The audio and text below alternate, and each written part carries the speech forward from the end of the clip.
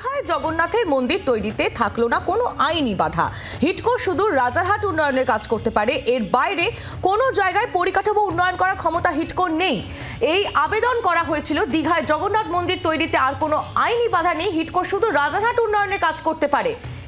এই আবেদন এইটা বলা হয়েছিল এই মর্মে, দীঘায় জগন্নাথ মন্দির তৈরিতে কোনো বাধা থাকলো না এমনই বলা হয়েছিল যে হিডকো কোনো পরিকাঠামো উন্নয়ন করার ক্ষমতা নেই রাজারহাটের বাইরে। যদিও এই মামলা খারিজ করেছেন প্রধান বিচারপতি।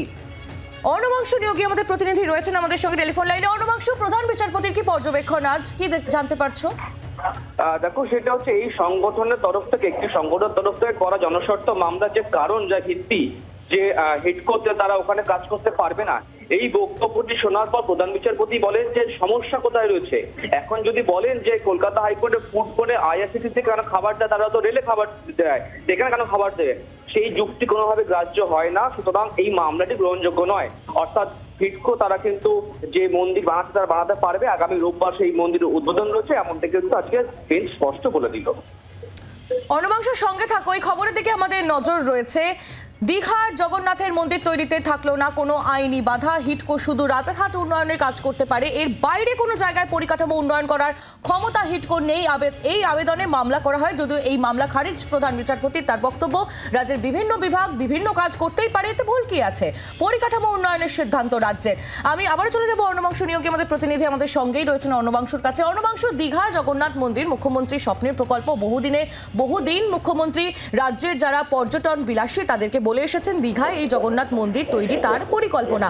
সেক্ষেত্রে এই মন্দির তৈরিতে আর কোনো বাধা রইল না, এটা পর্যটনের দিক থেকেও দীঘাতে সার্বিক উন্নয়ন করবে কথা বলাই যায়। এখন অবশ্যই, কারণ হচ্ছে শুধু আইনি ওটা কনস্ট্রাকশন তৈরি হয়েও গেছে অনেকটাই, যেটা আজকে বলা হয়েছে। আর দ্বিতীয়ত হচ্ছে আগামী রবিবার এটা উদ্বোধন হবে।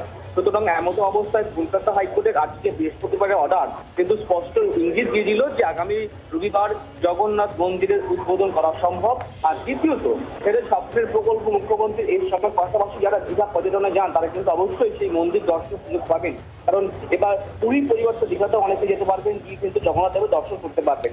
এমতো অবস্থায় কিন্তু এটা বাড়তি পাওনা পর্যটকদের কাছে কলকাতা হাইকোর্টের নির্দেশে হয়েছে। অর্ণবাংশু, আবারও তোমার কাছে স্পষ্ট হতে চাইবো, ঠিক কি পর্যবেক্ষণ ছিল আজ হাইকোর্টের?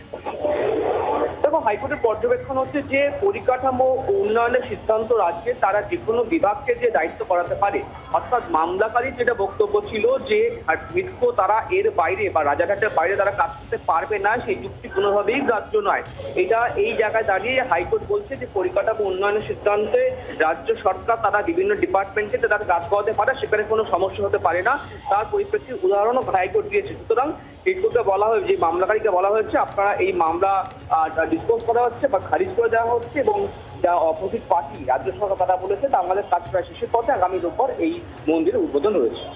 সঙ্গে থাকা অর্ণবাংশু, এই খবরের দিকে আমাদের নজর রয়েছে। দীঘায় জগন্নাথের মন্দির তৈরিতে আর থাকলো না কোনো আইনি বাধা, হিডকো শুধু রাজারহাট উন্নয়নের কাজ করতে পারে, এর বাইরে কোনো জায়গায় পরিকাঠামো উন্নয়ন করার ক্ষমতা হিডকোর নেই। এই আবেদনেই মামলা হয়, মামলা খারিজ করেন প্রধান বিচারপতি। তার বক্তব্য, রাজ্যের বিভিন্ন বিভাগ বিভিন্ন কাজ করতেই পারে, এতে ভুল কি আছে, পরিকাঠামো উন্নয়নের সিদ্ধান্ত রাজ্যের, তারা যে কোনো বিভাগকে দায়িত্ব দিতে পারে, সেক্ষেত্রে কোনো সমস্যা নেই, এমনই পর্যবেক্ষণ প্রধান বিচারপতির। আগামী 7ই জুলাই ওই মন্দিরের উদ্বোধন, ইতিমধ্যেই মন্দিরের পরিকাঠামোর কাজ শেষ হয়ে গিয়েছে।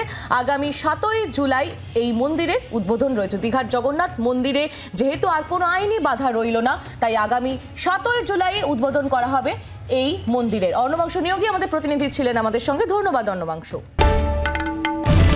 বাংলার আওয়াজ, বাঙালির আবেগ, জি 24 ঘন্টা।